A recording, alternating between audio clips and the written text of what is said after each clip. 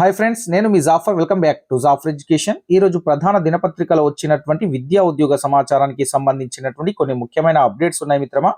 వాటన్నిటిని మనము one by one clear గా తెలుసుకునే ప్రయత్నం చేద్దాం. అదే విధంగా టెట్ అండ్ డిఎస్సికి సంబంధించినటువంటి ఫ్రీ పీడిఎఫ్ నోట్స్లు, materials, daily current affairs updates మన యొక్క వాట్సాప్ గ్రూప్ లో ఫ్రీగా అందించబడతాయి. అదే విధంగా మనకు యాప్ లో కూడా ఫ్రీగా ఉంటాయి. సో మీకు కావాలి అనుకునే తప్పకుండా వాట్సాప్ గ్రూప్ లింక్ నేను అదేవిధంగా యాప్ యొక్క లింక్ కామెంట్ సెక్షన్ లో నేను పిన్ చేసి పెడతాను. తప్పకుండా ప్రతి ఒక్కరూ మన యొక్క వాట్సాప్ గ్రూప్ లో జాయిన్ అవ్వండి మిత్రమా.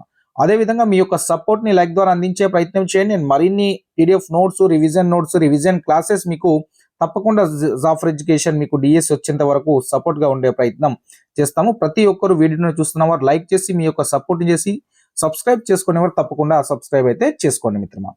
ఫలితాన్ని ఆశిస్తూ పరిగెత్తవద్దు, పని చేస్తూ పోతే ఫలితం అనేది అదే పరిగెత్తుకుంటూ మన దగ్గరికి వస్తుంది. రైట్, ఇక్కడ ఈ విషయం చెప్పడానికి రీజన్ ఏంటంటే ముఖ్యంగా డిఎస్సికి సంబంధించినటువంటి అంశాలు రోజుకొకటి మన పేపర్లో వస్తుంది. సో దాంతో మన డిస్ట్రాక్ట్ అవ్వకుండా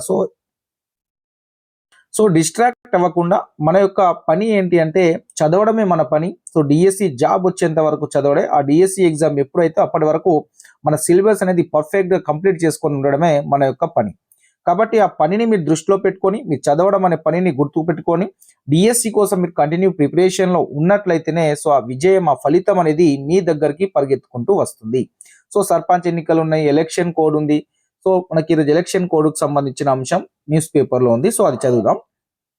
సో ఇలా న్యూస్లు అనేటివి వస్తూ ఉంటాయి. సో మనం అనేది మన సిలబస్ ని కంప్లీట్ చేసుకొని మనం సిద్ధంగా ఉండాలి. ఎగ్జామ్ ఎప్పుడు పెట్టినా సో దాన్ని దృష్టిలో పెట్టుకొని తప్పకుండా ప్రతి ఒక్కరు టెట్ ఎగ్జామ్ అయిన మిత్రులంతా కంటిన్యూ ప్రిపరేషన్ లో ఉన్నట్లయితేనే మనం డిఎస్సిలో గెట్ ఆన్ కాగలుగుతాము. ఎందుకంటే కాంపిటీషన్ అనేది హెవీగా ఉంటుంది. ప్రతి ఒక్కరు 0.1, 0.5, 0.2లో మిస్ అయిన అభ్యర్థులు కూడా ఈ యొక్క డిఎస్సిలో ఉంటారు. గతం డిఎస్సి 2024లో మిస్ అయిన అభ్యర్థులంతా డిఎస్సి 2025లో కసితో చదువుతున్నారు. సో వీళ్ళంతా చాలా మంది ఉంటారు. సో ప్రతి ఒక్కరు వాళ్ళని తట్టుకోగలగాలి అంటే తప్పకుండా ప్రతి ఒక్కరు కంటిన్యూ ప్రిపరేషన్ లో ఉన్నట్లయితేనే మనం జాబ్ లో గెట్ ఆన్ కాగలుగుతాము. కాబట్టి జాబ్ మిస్ అయిన మిత్రులు, సో గాయం కలిగి ఉంది కాబట్టి వాళ్ళు తప్పకుండా వాళ్ళు కసితో చదువుతున్నారు. తప్పకుండా డిఎస్సి 2025లో అలాంటి మిత్రులు ఎవరున్నా జాబ్ అనేది సాధిస్తారు. ఎవరైతే వీటి గురించి ఆలోచించుకుంటా నోటిఫికేషన్ ఉంటుందా ఉండదా, డిఎస్సి ఎగ్జామ్ ఎప్పుడు ఉంటుంది, సో వీటి గురించి ఆలోచించుకుంటా పోయిన మిత్రులకు మాత్రం మళ్ళీ ఆ గడ్డు కాలాన్ని ఎదుర్కోవాల్సి అయితే ఉంటుంది మిత్రమా. ఎందుకంటే డిఎస్సి నెక్స్ట్ మళ్ళీ ఫ్యూచర్ లో ఉండబోతుందో లేదో కూడా గ్యారంటీ లేదు. సో ఇదే డిఎస్సి లాస్ట్ డిఎస్సి అనుకొని ప్రిపరేషన్ ని స్టార్ట్ చేసినట్లయితేనే, ప్రిపరేషన్ కంటిన్యూలో ఉంచినట్లయితేనే సో మనం అనేది టీచర్ కాగలుగుతాం. సో మీరు తప్పకుండా మీరు మీ యొక్క కంటిన్యూ ప్రిపరేషన్ లో ఉన్నట్లయితేనే, టెక్స్ట్ బుక్ బేస్ గా చదువుకున్నట్లయితేనే మనము మంచి విజయం వైపు విజయం అనేది సాధించవచ్చును. ప్రణాళిక ఉంటే సరిపోదు, లక్ష్య సాధనకు ప్రణాళిక చాలా అవసరం. కానీ ప్రణాళిక తయారు చేసుకున్నంత మాత్రాన మీ ప్రశ్నలకు సమాధానాలు దొరకవు, పనులు కావు. లక్ష్యం సిద్ధించాలంటే కార్యాచరణ దిగాల్సిందే, నిరంతరం శ్రమించాల్సిందే. సో మనం చేయాల్సిందల్లా నిరంతరం శ్రమించాల్సిందే. మీ శ్రమలో జాఫర్ ఎడ్యుకేషన్ తప్పకుండా భాగమవుతుంది. మీకు ప్రణాళికబద్ధంగా చదివించే ప్రయత్నం చేస్తాను. మీకు ప్రణాళికబద్ధంగా ప్రతి టాపిక్ కంప్లీట్ అయ్యే విధంగా జాఫర్ ఎడ్యుకేషన్ మీతో చదివించే ప్రయత్నం చేస్తుంది. సో తప్పకుండా ప్రతి ఒక్కరు మీ యొక్క సపోర్ట్ని అందించినట్లయితే జాఫర్ ఎడ్యుకేషన్ ఫ్రీ కాస్ట్, లో కాస్ట్లో మీకు డిఎస్సిలో జాబ్ వచ్చేంత వరకు నిరంతరం శ్రమించేటట్లు చేస్తుంది. సో మీ యొక్క రెస్పాన్సిబిలిటీ, మీ యొక్క ఇంట్రెస్ట్, మా యొక్క రెస్పాన్సిబిలిటీ తోటి మీకు సక్సెస్ అనేది తీసుకురావడమే జాఫర్ ఎడ్యుకేషన్ యొక్క మోటో. రైట్, ఇక్కడ చూసుకున్నట్లయితే ఇక్కడ ఒక విషయాన్ని గమనించండి. మనకు డిఎస్సికి సంబంధించినటువంటి ఆ సిలబస్ మొత్తాన్ని మీకు మా యొక్క టైం టేబుల్ తోటి మీతో చదివించి, మీతో ఎగ్జామ్స్ రాయించి, ఆ ఎగ్జామ్కి సంబంధించినటువంటి ఆ క్వశ్చన్స్ యొక్క ఎక్స్ప్లెనేషన్తో పాటు మీకు గైడ్ చేస్తూ ఆ యొక్క టాపిక్స్ అన్నిటినీ కంప్లీట్ చేయిస్తుంది జాఫర్ ఎడ్యుకేషన్. కాబట్టి తప్పకుండా ఆ డిఎస్సికి సంబంధించినటువంటి ఆ 90 days ప్లాన్లో భాగంగా మీకు ఒక తొందరలోనే దానికి సంబంధించిన already syllabus copy, time table, topic wise ఇవన్నీ కంప్లీట్ అయిపోయాయి. సో ఆ కాస్ట్కి సంబంధించినటువంటి అంశాల గురించి మాట్లాడుతున్నాను. సో దాన్ని తగ్గించే ప్రయత్నంలో ఉన్నాను. సో దాన్ని ఎంత తగ్గించి మీకు ఇచ్చే ప్రయత్నం అనేది జాఫర్ ఎడ్యుకేషన్ గా నేను చేస్తున్నాను. తప్పకుండా మీకు లో కాస్ట్ లో అందించాలనేదే నా యొక్క ఉద్దేశం. సో మనీ విషయంలో జాఫర్ ఎడ్యుకేషన్ ఎప్పుడు తక్కువ కోసమే ప్రయత్నం చేస్తాను కానీ ఎక్కువగా పెట్టే ప్రయత్నం అయితే చేయను మిత్రమా. సో దాన్ని దృష్టిలో పెట్టుకొని మీకు నిరంతరం శ్రమించాల్సిందే. నేను మీకు డిఎస్సి సిలబస్ అంతా కంప్లీట్ అయ్యే విధంగా, నెంబర్ ఆఫ్ టైం రివిజన్ అయ్యే టైం విధంగా మన యొక్క క్వశ్చన్ యొక్క ఫ్రేమింగ్ డిజైన్ ఉంటుంది. సో మీకు న్యూ ప్యాటర్న్లో డిఎస్సిలో క్వశ్చన్స్ ఎలా అడుగుతున్నారు, సో మనం ఏ విధంగా సన్నద్ధం అవ్వాలి అనే విషయాలన్నింటినీ జాఫర్ ఎడ్యుకేషన్ మీకు అందుబాటులో ఉంచబోతుంది తప్పకుండా.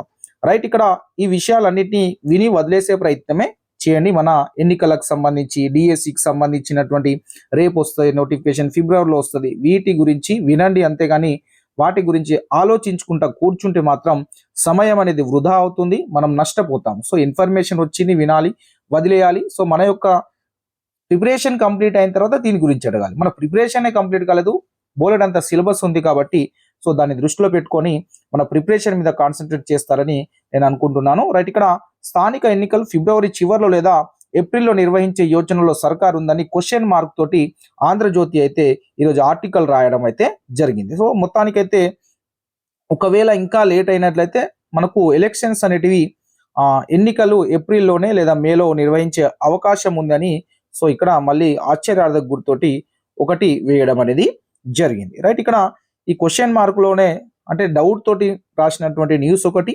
క్వశ్చన్ మార్క్ తోటి రాశారు కాబట్టి సో వాళ్ళకు కూడా క్లారిటీ లేదు. సో ఎలక్షన్ ఎప్పుడైనా ఉండండి, గవర్నమెంట్ మాత్రము నోటిఫికేషన్ వేయడం మాత్రం పక్కా. సో జాబ్ క్యాలెండర్ ప్రకారమే నోటిఫికేషన్ వస్తుంది. ఫిబ్రవరి 2వ వారంలో నోటిఫికేషన్ వచ్చే అవకాశం ఉంది. ఒకవేళ లేట్ అయితే 1 or 2 months అటు ఇటు తప్ప మరీ సంవత్సరాల పుంట లేట్ అయ్యే అవకాశం అనేది లేదు. సో దాన్ని దృష్టిలో పెట్టుకోండి.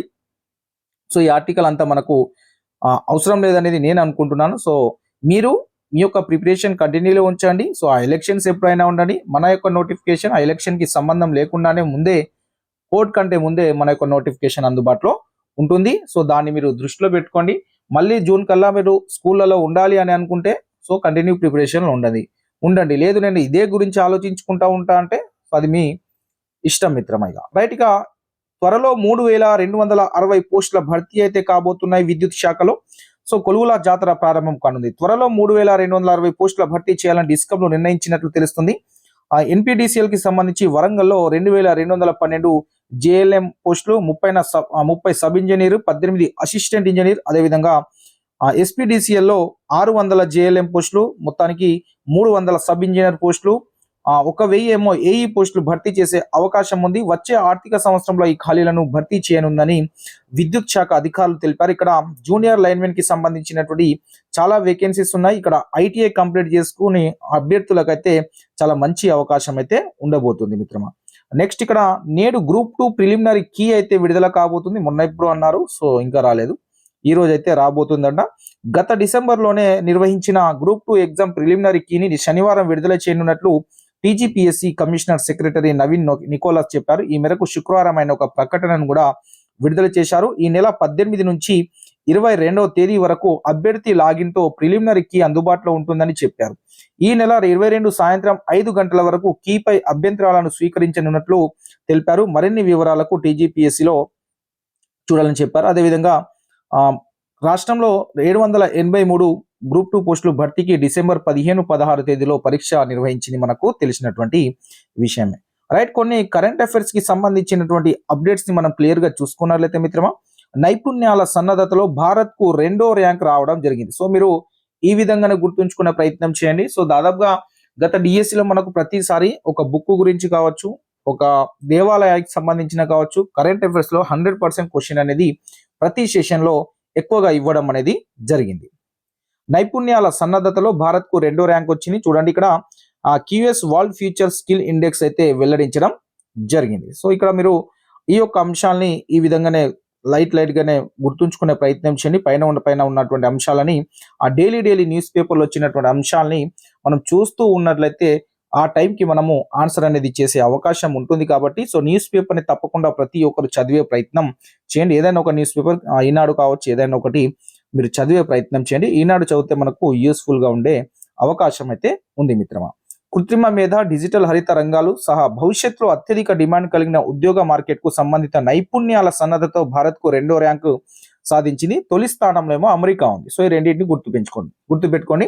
నైపుణ్యాల సన్నద్ధతలో మొదటి ర్యాంక్ ఏమో అమెరికాకు, రెండవ ర్యాంక్ ఏమో ఇండియాకు రావడం జరిగింది. నెక్స్ట్ ఇక్కడ దక్షిణ కొరియా అధ్యక్షుడు అరెస్ట్ కావడం జరిగింది. దక్షిణ కొరియా అధ్యక్షుడు అయినటువంటి సో ఇతని పేరుని కూడా గుర్తుంచుకునే ప్రయత్నం చేయండి. రైట్, ఇక్కడ దక్షిణ కొరియా అధ్యక్షుడు యూన్ సుక్ యోల్ను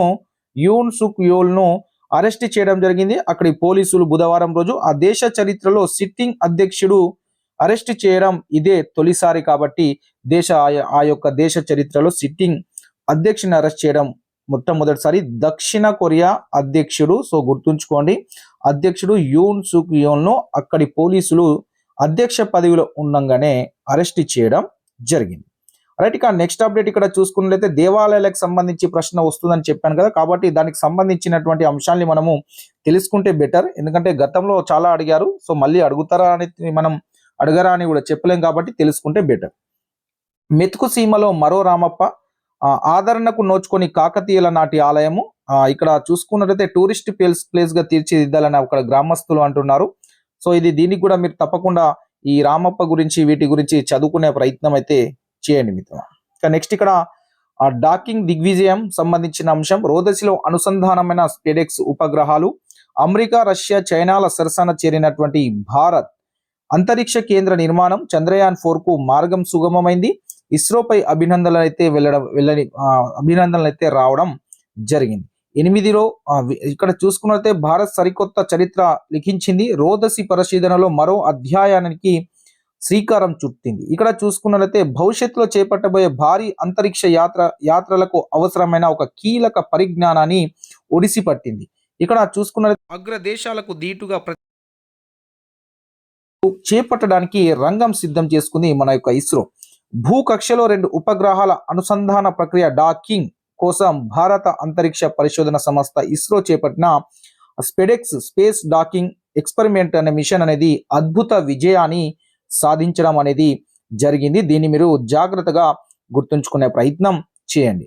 రైట్, ఇక్కడ నెక్స్ట్ అప్డేట్ ఇక్కడ చూసుకున్నట్లయితే మిత్రమా కరెంట్ అఫైర్స్ కి సంబంధించి బ్లూ ఆరిజిన్ రాకెట్ ప్రయోగం విజయవంతం. అమెరికాకు చెందిన బ్లూ ఆరిజిన్ సంస్థ గురువారం తన భారీ రాకెట్ న్యూ గ్లెన్ ను విజయవంతంగా ప్రయోగించింది. దీని ద్వారా ఒక ప్రోటోటైప్ ఉపగ్రహాన్ని భూకక్షలోకి పంపించింది. 98 మీటర్ల పొడవైన ఈ రాకెట్ ను ఎన్ని మీటర్లు 98 మీటర్ల పొడవైన ఈ రాకెట్ ని ఫ్లోరిడా నుంచి ప్రయోగించారు. లాంచ్ ప్యాడ్ నుంచి నింగిలోకి బయలుదేరే సమయంలో రాకెట్ లోని 7 ఇంజిన్లు ప్రజ్వరిల్లాయి. సో 13 నిమిషాల తర్వాత రాకెట్ కక్షలోకి చేరిపోయింది. అనంతరం మొదటి దశ బూస్టర్ అట్లాంటిక్ మహాసముద్రంలో ఏర్పాటు చేసిన ఒక వేదికపై దిగాల్సింది. ఈ ప్రయత్నం సఫలం కాలేదు. అయితే ప్రయోగాత్మకమైన ఉపగ్రహాన్ని కక్షలోకి చేర్చడమే తమ ప్రధాన లక్ష్యమని బ్లూ ఆరిజిన్ పేర్కొంది. భూకక్షలోకి చేరిన తొలి అమెరికన్ న్యూ గ్లెన్ పేరును తాజా రాకెట్ కు ఖరారు చేశారు. చూడండి, భూకక్షలోకి చేరినటువంటి తొలి అమెరికన్ న్యూ గ్లెన్ పేరును తాజా రాకెట్ కు ఖరారు చేశారు.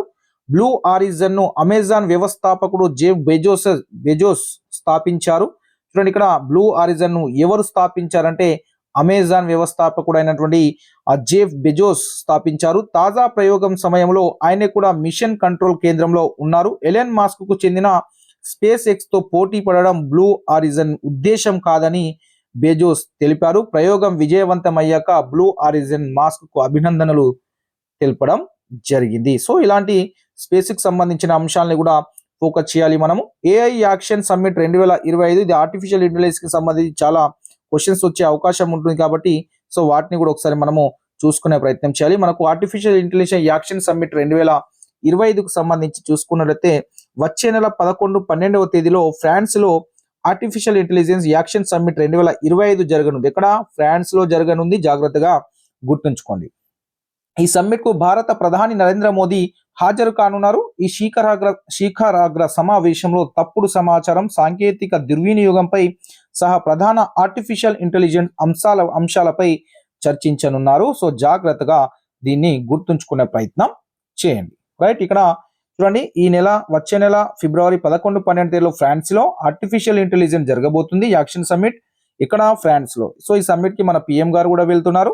దీంట్లో ఈ సమావేశంలో చర్చించే విషయాలు ఏంటి అంటే తప్పుడు సమాచారం, సాంకేతిక దుర్వినియోగంతో పాటు ప్రధాన ఆర్టిఫిషియల్ ఇంటెలిజెన్స్ అంశాలపై ఇక్కడైతే సమ్మిట్లో అయితే ప్రసంగించనున్నారు. వాటి గురించి చర్చ అయితే జరగబోతుంది. నెక్స్ట్ ఇక్కడ హిమ్ కవచ్ 20 డిగ్రీల సెంటీగ్రేడ్ నుంచి -60 డిగ్రీల సెంటీగ్రేడ్ ఉష్ణోగ్రత వరకు అన్ని రకాల వాతావరణ పరిస్థితులను తట్టుకునేలా హిమ్ కవచ్ పేరుతో బహుళ పొరల దుస్తులను రక్షణ పరిశోధన అభివృద్ధి సంస్థ DRDO అభివృద్ధి చేసింది. వీటిని హిమ్ కవచ్ దుస్తుల వ్యవస్థగా పిలుస్తున్నారు. సో దాన్ని కూడా గుర్తుంచుకునే ప్రయత్నం చేయండి. హైకోర్టు ప్రధాన న్యాయగా మనకు జస్టిస్ జరిగింది. సో బాధ్యతలు చేపట్టాలని సూచించారు. కేంద్ర న్యాయశాఖ ఆల్రెడీ జైన్ కావడం కూడా జరిగింది. సో ప్రస్తుత న్యాయమూర్తిగా కొనసాగుతున్న సుజయ్ పాల్ని హైకోర్టు ప్రధాన న్యాయమూర్తిగా కేటాయించడం అయితే జరిగింది మిత్రమా. నెక్స్ట్ ఇక్కడ చూసుకున్నట్లయితే నిరుద్యోగులకు నైపుణ్య అభివృద్ధిపై ప్రత్యేక శిక్షణ అయితే ఇవ్వడానికి మన యొక్క ఐటీ మినిస్టర్ సో వాళ్ళ యొక్కతో ఒప్పందాలు అయితే చేసుకోవడం జరిగింది. సో దాన్ని గమనించే ప్రయత్నం చేయండి. నెక్స్ట్ ఇక్కడ మ్యూచువల్ కి సంబంధించిన అంశాలను ఉమ్మడి ఆదిలాబాద్ కి సంబంధించిన అంశాలను గమనించినట్లయితే ఆదిలాబాద్ జిల్లాకు సంబంధించి 13 మంది వాళ్ళు వచ్చేవారు ఉంటే 19 మంది వారు వెళ్తున్నారు. నిర్మల్ జిల్లాలో 30 మంది వస్తే 16 మంది మాత్రమే వెళ్ళిపోతున్నారు. కొమ్రంభీం ఆసిఫాబాద్ జిల్లాలో 13 మంది ఇక్కడ నుండి వెళ్ళిపోతే 61 మంది, సో 13 మంది ఇక్కడికి వస్తే 61 మంది వెళ్తున్నారు. మంచిర్యాల జిల్లాలో 13 మంది వస్తే 10 మంది వెళ్ళిపోతున్నారు. రైట్, ఇక్కడ అత్యధికంగా వచ్చేవారు ఎక్కడ ఉన్నారంటే నిర్మల్లో అత్యధికంగా టీచర్స్ వస్తున్నారు. వెళ్ళిపోయేవారు 16 మంది ఉన్నారు. అదేవిధంగా ఆదిలాబాద్లో కూడా 13 మంది వచ్చేవారు ఉంటే 19 మంది మాత్రమే వెళ్ళేవారు ఉన్నారు. కొమ్రంభీంలో చూసుకున్నట్లయితే 13 మంది వచ్చేవారు ఉంటే 61 మంది ఎక్కువ మంది వెళ్ళేవారు ఉన్నారు. సో ఇక్కడ ఫ్యూచర్ వేకెన్సీస్ అనేటివి కొమ్రంభీంలో అత్యధికంగా అయితే ఉంటాయి. ఎందుకంటే ఎక్కువ మంది వెళ్ళిపోతున్నారు, సో తక్కువ మంది వస్తున్నారు కాబట్టి. సో మంచిర్యాలలో ఈక్వల్గా ఉంది, ఆల్మోస్ట్గా ఒక 3 తేడా ఉంది. సో నిర్మల్లో మాత్రం వచ్చేవారు ఎక్కువ ఉన్నారు, వెళ్ళేవారు తక్కువ ఉన్నారు. సో ఇది ఉమ్మడి జిల్లాకు సంబంధించి ఉపాధ్యాయులు చేసుకున్న మ్యూచువల్కి సంబంధించిన దరఖాస్తులు, అదేవిధంగా స్పౌజుకు సంబంధించిన అంశాలన్నీ సో ఇవ్వడం అయితే జరిగింది మిత్రమా. రైట్, ఈరోజు ముఖ్యంగా చూసుకున్నట్లయితే అత్యధికంగా మన ఆసిఫాబాద్ జిల్లా, కొమ్రంభీం ఆసిఫాబాద్ జిల్లా నుండి అయితే టీచర్స్ అయితే ఖాళీ కాబోతున్నారు. కాబట్టి మీరైతే డిఎస్సికి సంబంధించిన నోటిఫికేషన్ గురించి ఆలోచించకుండా మీ యొక్క నోటిఫికేషన్కి సంబంధించిన సిలబస్ని కంప్లీట్ చేసుకునే ప్రయత్నం చేసినట్లయితే తప్పకుండా సో మీకు టీచర్ జాబ్ అనేది వస్తుంది. సో ఇంకేమన్నా అప్డేట్స్ ఉన్నా అప్పటికప్పుడు అందించే ప్రయత్నం జాఫ్ ఎడ్యుకేషన్ చేస్తుంది. మీ యొక్క సపోర్ట్ని లైక్ ద్వారా అందించండి. Thank you so much.